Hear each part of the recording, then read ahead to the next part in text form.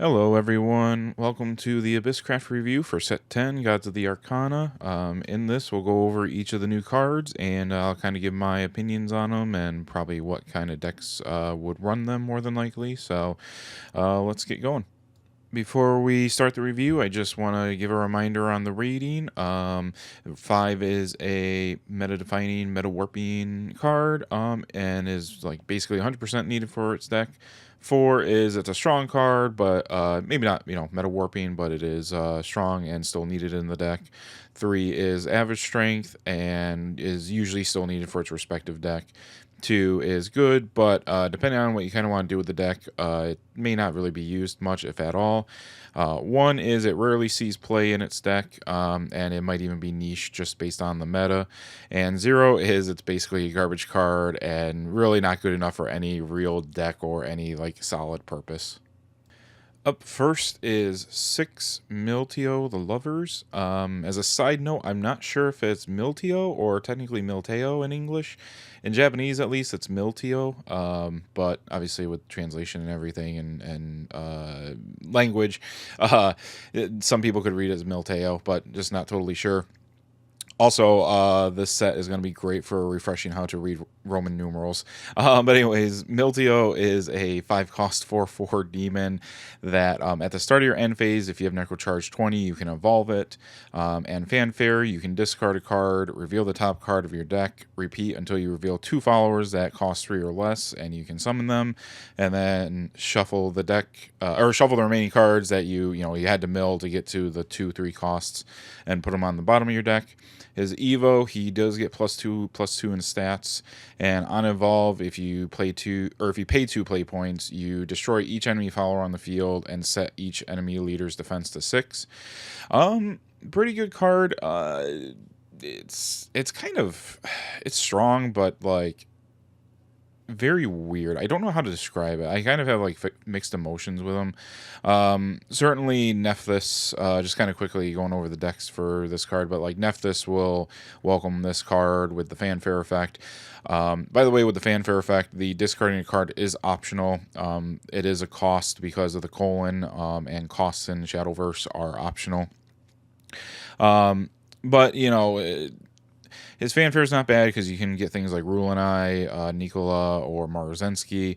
The Necrocharge 20, I mean, unless you're running like a Necrocharge-based deck, it might be kind of hard to hit. Nephthys, you can probably hit it pretty well with Nephthys because there's probably a decent amount of mill. You do tend to run like Nikola, Forbidden Strength, and Nephthys.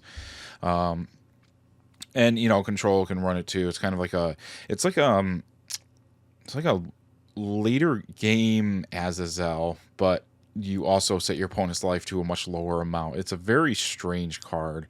I don't know how to describe it exactly, but it just kind of fits in decks that it wants, and that's like about it. But the first deck that like came to mind with this card for me was at least Nephthys. You play Nephthys, you can hit Milteo, discard a card. Most of the deck you will probably just run 3 costs or higher followers, and you just keep checking top cards until you hit one of like the 3 I mentioned. So it's pretty good at getting some consistently good 3-cost followers out. But it's otherwise a really strange card that like it's not bad, but it feels like the Evo is just like a little too slow. But it's definitely doesn't feel like a card that every deck is gonna run. And next is the what I call the losing package. Not losing package, but lose-end package. But normally I do these cards like individually, but they all kind of work together. So I just kind of figured talk about them all at the same time. So starting off with 14 lose-end Temperance. It's a 7-cost 5/5 Arcana demon that says while he's on the field, you reduce damage dealt to your leader by 1, and while this card is on the field, the opponent can't draw cards except by the start of their turn.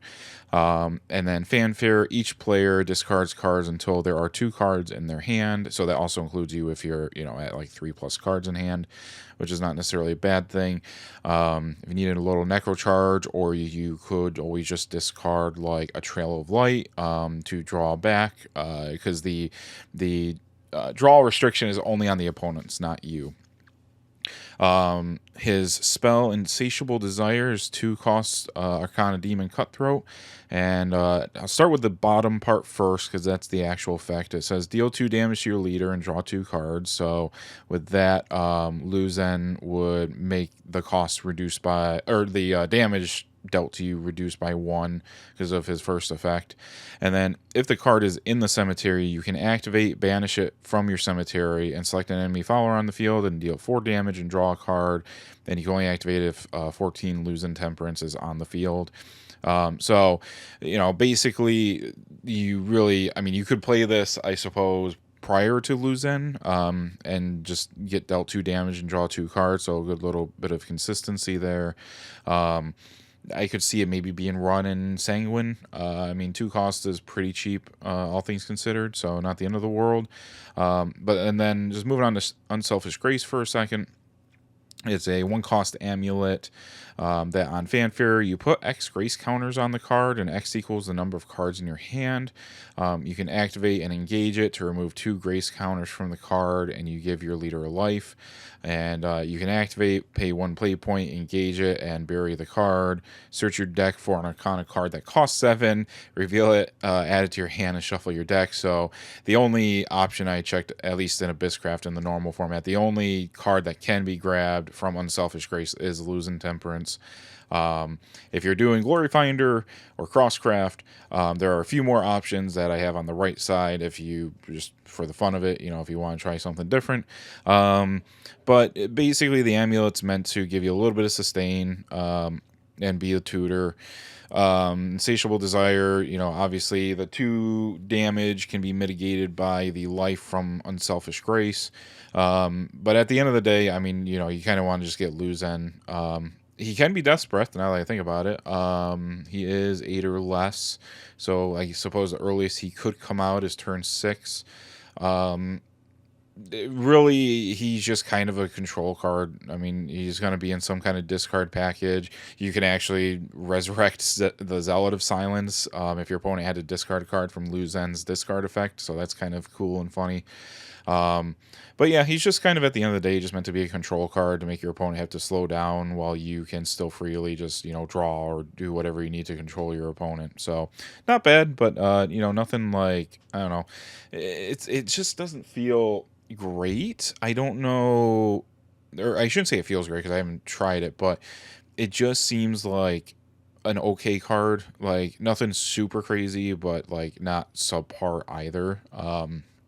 But I suppose, Control already has like a lot of options, so they might be trying to, practice some of their own temperance by not having the card be too crazy. Up next is the card that I am really hyped for, just as a Masquerade Ghost fan, and that is Sincere Masquerade Ghost. It's a 6 cost 5/5 Departed follower with Storm, and it says whenever a follower with Ghost in its name is put onto your field, give it +1 attack and rush. You fanfare, you summon 2 Gargantuan Ghost tokens. His last words is you select a Masquerade Ghost in your EX area and put it onto your field engaged.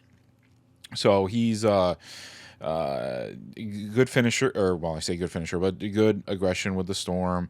One thing I do want to keep in mind, because people might be used to the old way that Masquerade Ghost is written, but Sincere Masquerade Ghost says whenever a follower with Ghost in its name is put onto the field, not whenever a ghost is put on the field, like the original Masquerade Ghost says. So as long as the card just says the word Ghost in the name, this counts. So that also means that the 2 Gargantuan Ghosts that get summoned from his fanfare also get the +1 attack and rush, but that can also extend to other and other cards that have the word Ghost, like Bacchus, Peppy Ghosty, and whatnot. Last words, it's okay. It's basically, I think it's meant to be like Masquerade Ghost, like, taking so much damage that he's downgrading back to his base form. But yeah, this is kind of like what the deck wanted. It's just a good power up for the deck. I don't think it makes it as strong as like the Bats archetype, but it certainly at least gives it a good push into like modern power creep. Moving over to Sincere Soul, it's a 4-cost spell, and we're going to look at the bottom text first. It says, search your deck for a Masquerade Ghost, summon it, and give it ward, then shuffle your deck. And then you can act 4 play points, banish the Sincere Soul from your cemetery.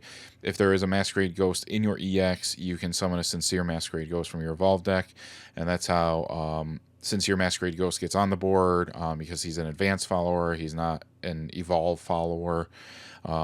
Different mechanic. Really, advanced followers are the same as evolved followers, except they can reside in the EX area, where followers that are evolved, if a card that's evolved gets pushed back into the EX area, like with Erd, for example, the follower loses his Evo, and the base form goes back into the EX area. But if Sincere Masquerade Ghost gets pushed back into the EX area, then he stays there. So Sincere Soul, it's basically a searcher for the base Masquerade Ghost that you need, and he's also just a thing that helps trigger to get Sincere. Really, even though it's a 4-cost card, you really want to probably play it turn 5, or I guess turn 4 if you have the Evo point, if you're going second, because really what you want to do is get the original Masquerade Ghost into your EX area to get Sincere Masquerade Ghost out, using Sincere Soul the next turn. I basically just wanted to throw the Ghost and the Gargantuan Ghost tokens in here, just at least as a refresher / reminder for people of what those do. But otherwise that's just what they are. The Ghosts and I call it G Ghost, the Gargantuan Ghosts, don't change anything. But it is nice that at least the 2 G Ghost tokens that get summoned from Sincere Masquerade Ghost get the +1 in Rush, so at least they can kind of clear the board a little bit for Sincere Masquerade Ghost to hit the opponent. All right, up next is Deathbringer. He's an 8-cost 7/7 Arcana Departed follower that on Fanfare, you select an enemy follower on the field, you destroy it, and deal 2 damage to its leader, and you give your leader 2 life. It costs 1 to evolve, and on evolve, you do the same thing where you select an enemy follower on the field, destroy it, deal 2 damage to its leader, and give your leader 2 life. Pretty straightforward effects. He's going to be mainly in Departed or Necrocharge or Control decks. The Departed is nice for several reasons. He can be summoned with Death's Breath. He can be grabbed with Hell's Unleasher and Grave Desecration / Emperor's Command. And Tartarus the Tormentor can grab him with his act ability for a little consistency. However, he is not a great target for Tartarus's Evolve effect because, if you're going to play Deathbringer, you're probably going to want to evolve him. But at least, checking the top 2 cards to try to find something, you can always grab Deathbringer. Otherwise, I mean, in the grand scheme of things, he's not a super crazy strong card. But, if you want to build a Departed deck, if you want something that has some more oomph other than just like Demon Lord Ektar, or if you're playing like a control deck that you want something that has more control, similar to like Israfil, but just different, slightly different effects and different body, then you can run Deathbringer. So I like the card, but I am also biased towards Departed cards that are really cool and work well, and I love the art. So overall, I enjoy the card, but it is not super crazy in the grand scheme of the game. So it just is what it is. And next is Demonium Clash Devil. I guess Demonium Punk Devil's like brother, I suppose. I don't know the lore, but he's a 3-cost 2/3 follower that has Bane and Drain. On strike, you deal damage to each enemy leader equal to this follower's attack. And on Fanfare, if Sanguine's active for you, give this follower +1/+1 Rush and Assail. The Bane and Drain is nice. The strike effect is nice, but it's just nice that with the Fanfare really of getting the Rush and Assail, because that at least helps you get immediate payoff to get the strike effect, which is really what you ultimately want with them. But I mean, it's just nice you can just run them into anything and they'll just die, and you'll get ideally obviously 3 life, worst case maybe 2. He does work really well. A couple things to note, which I have here, but he does really work well with Infernal Orchestration. So if you play Infernal Orchestration, which I guess is a reminder because it's not a very popular card, it's a 1-cost spell that says take a damage, and the next time you play a follower, it gets +1/+1, so he'd become a 4 or 5. So then that also means that his strike would also be 4 damage instead of 3, and then his drain would also be 4 life instead of 3. So you got a little bit of synergy there.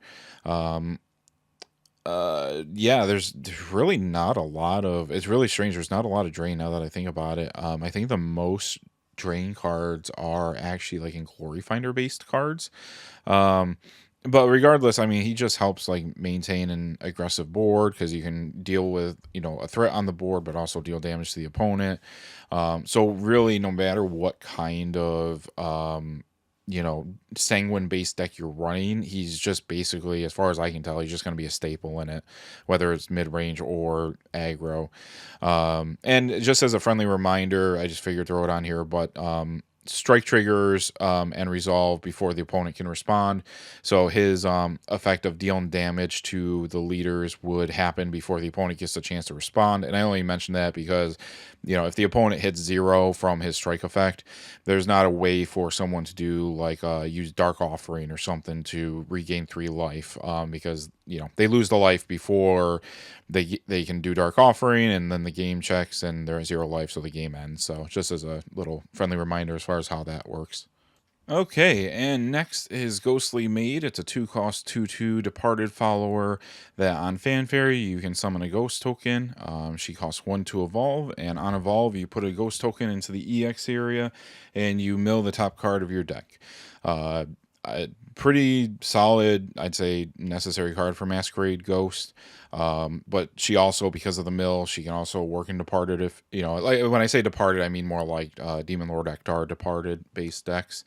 Or if you're just playing I suppose you could run it in a Necro Charge deck, but there's probably better cards for it. But technically, you mill.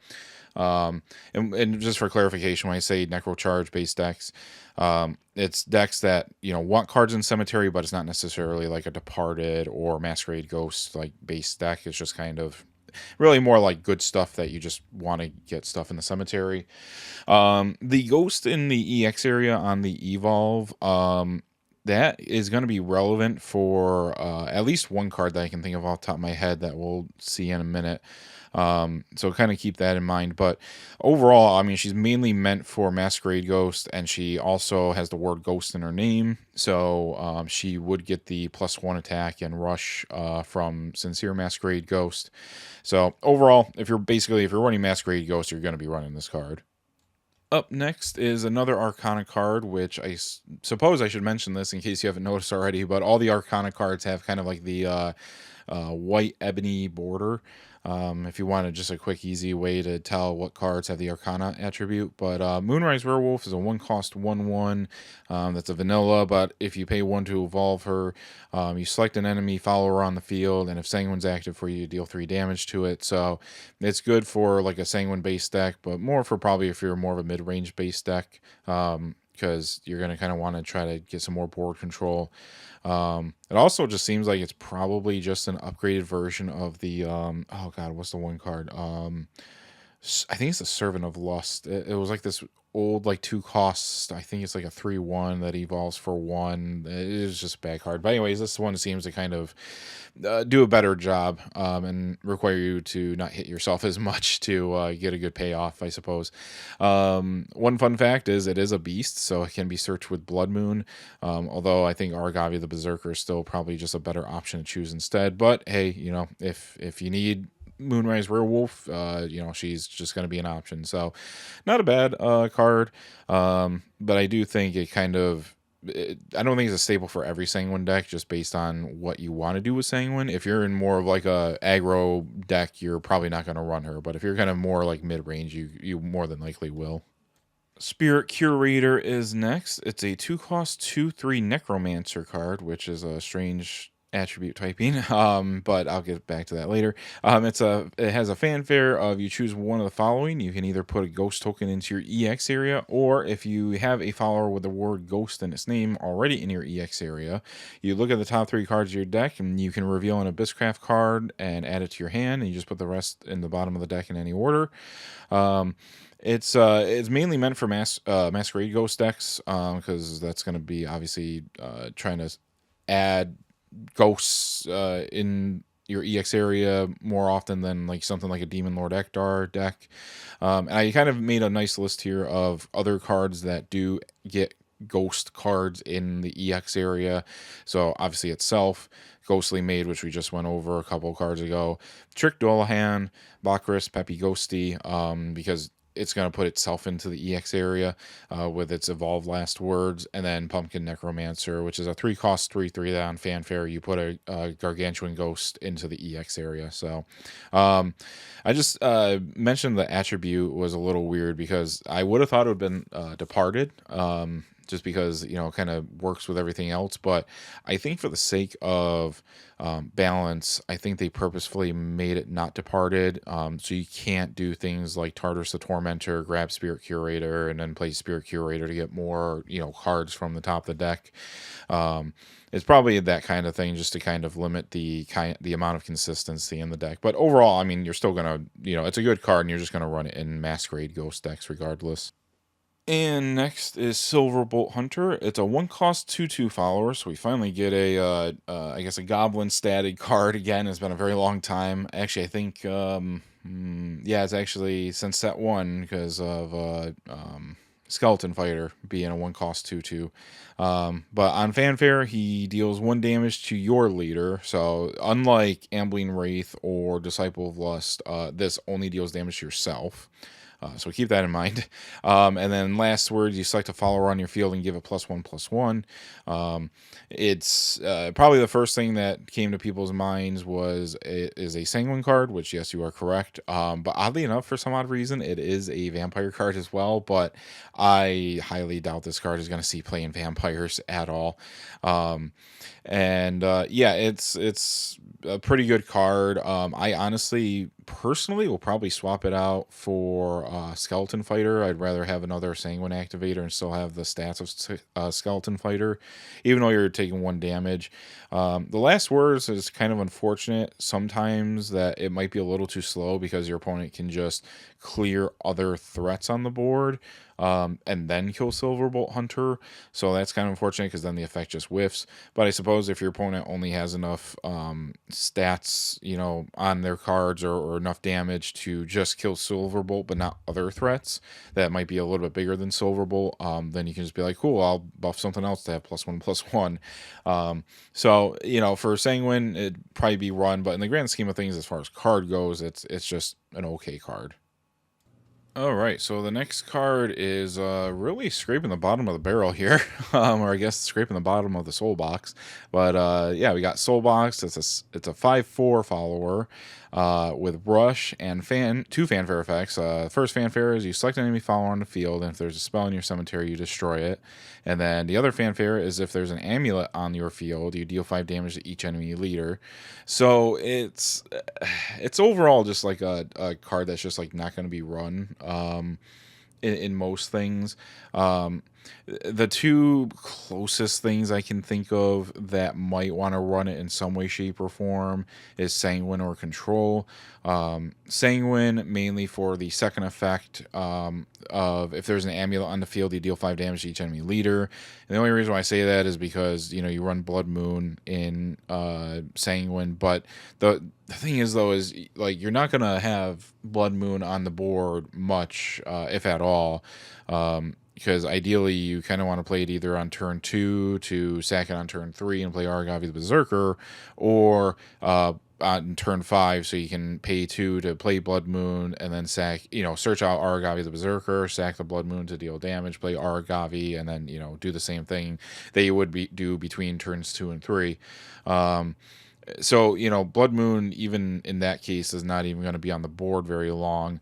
But what is fun for me is my what I call Big Chungus Glory Finder deck. The second effect of if there's an amulet on the field, deal 5 damage to each enemy leader.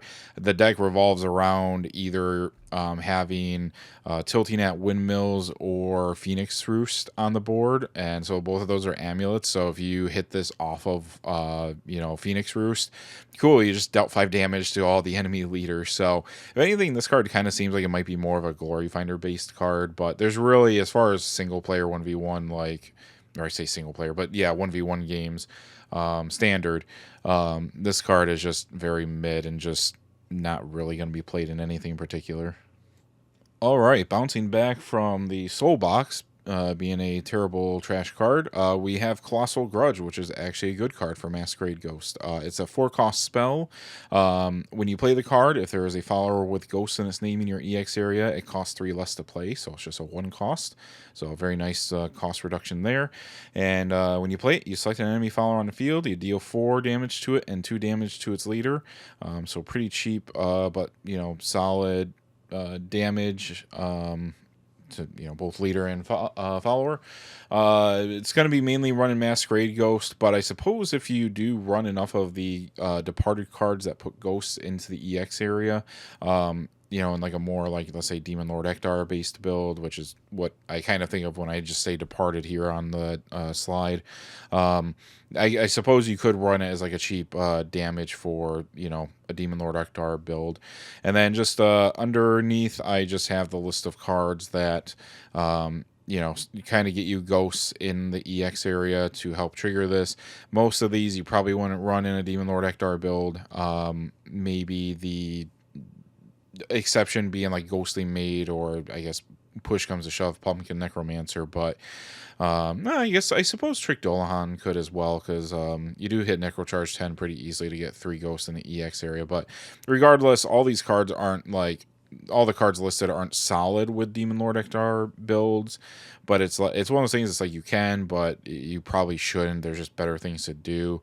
But who knows? Maybe Colossal Grudge is like a good enough of a card that people would be willing to just use maybe slightly subpar followers to get some decent, board control. 4 damage is something deals with a lot of things pretty early on. So, it's not the worst idea in the world, I suppose. And that about sums it up. So, what do you think? Do you think I'm off on any of the certain cards or anything? And what decks are you hyped for? Even if it's not meta, if you just like, other just off meta decks, I certainly do. And you get something nice, let me know what you're excited for. But otherwise, have a good day. Bye.